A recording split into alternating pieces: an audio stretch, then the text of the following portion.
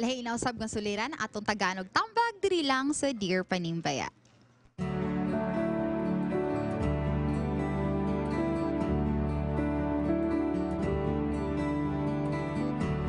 Dear Panimbaya, nag-ampo gid ko nga tong una sa Ginoo nga unta makakita ko og trabaho sa government institution.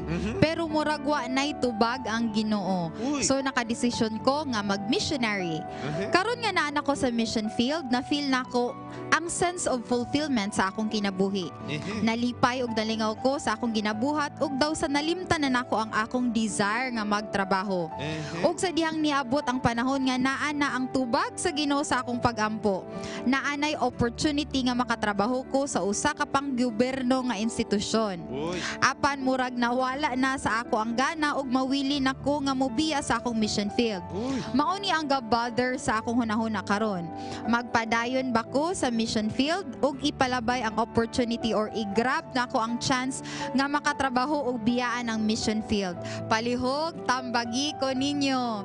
And since kami dari tanan mga working people man mi, so naagyod tay matambag no. So ako rang kuanon si una siguro nato si Kuan. Si Kuya Da. Kay Yes. naka-start ba ka Kuya Da nag-DepEd ka sa una? Kapag lang, reassignment. Muna siyang akong gusto nga itambag sa imo. Una lang na siya nga ang imong balhinan, mura na siyang reassignment.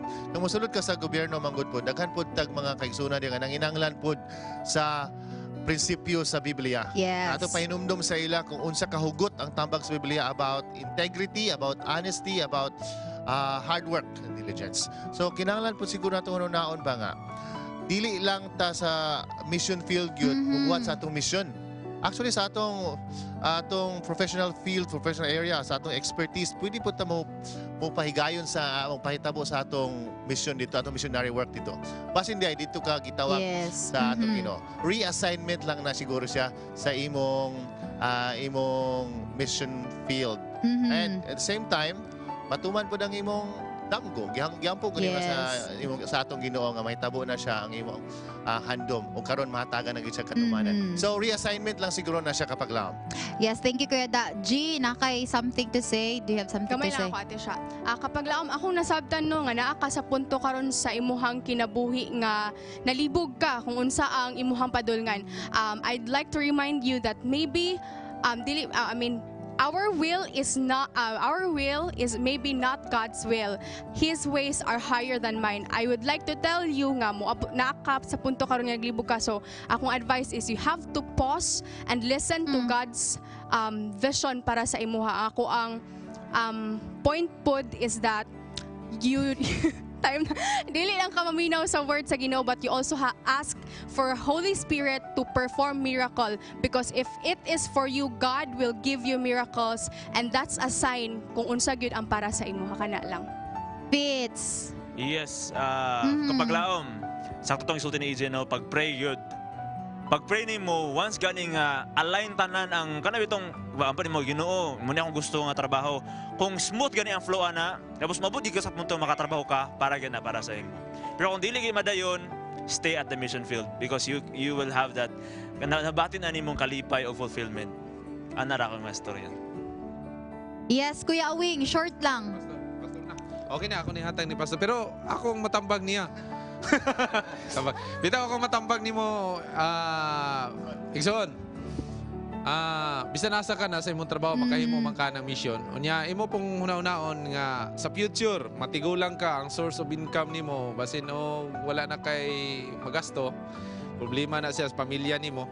At least kung naka sa imong trabaho, maka-missionary man ka bisan naka sa imong trabaho. Daghan man tag makaila diri sa Hope Channel. Mga sponsor na to nga grabe ang ilang suporta sa ato ang ministry. Ano na mga ministry nga pwede ka makasulod bisan o nagtrabaho ka. Kayo pagduha-duha, ilan nimo ginang ibaluiton nga asa ka. Okay? Ter? Yes, Kuya Awing. Thank you, Kuya Awing. Pastor, unsa man nimo matambagan ni atong suliran, Pastor? Well, akong nakita nga sa iyang pagampo primero yung siyang muragwa gitubag. But actually, God answers her prayer. So, not in a positive way sa iyong una, paagi siya nga mahimo siya dito sa iyon sa mission field. And dito, nakita niya ang fulfillment siya ang kinabuhi. So, pasalamat siya nga moto kay kung dito day, Basta di niya ma-feel ang fulfillment kung disyo gitubag sa Ginoo. Later on, na problema na po siya kay naa na siya, na-enjoy na siya gitawag mission field.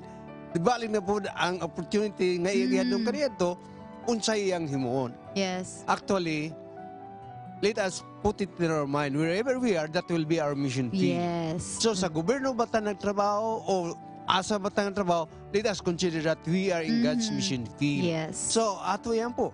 Giyahe ko kung i-reassign ba ko ni mo diha sa government institution, sumala sa atong kapadre, then hinahuna nga kanang gihapon kung tubagon sa Ginoo nga dito ka, still that is your mission field. So you have to share the gospel message in us to others wherever we are. Thank you kayo, Pastor. No? So, dumdumi lang yun nga, wherever we are, we could be a missionary. The views and opinions expressed in the program are those of the hosts and guests and do not necessarily reflect or represent the beliefs and teachings of the program, the network, and the Seventh-day Adventist Church.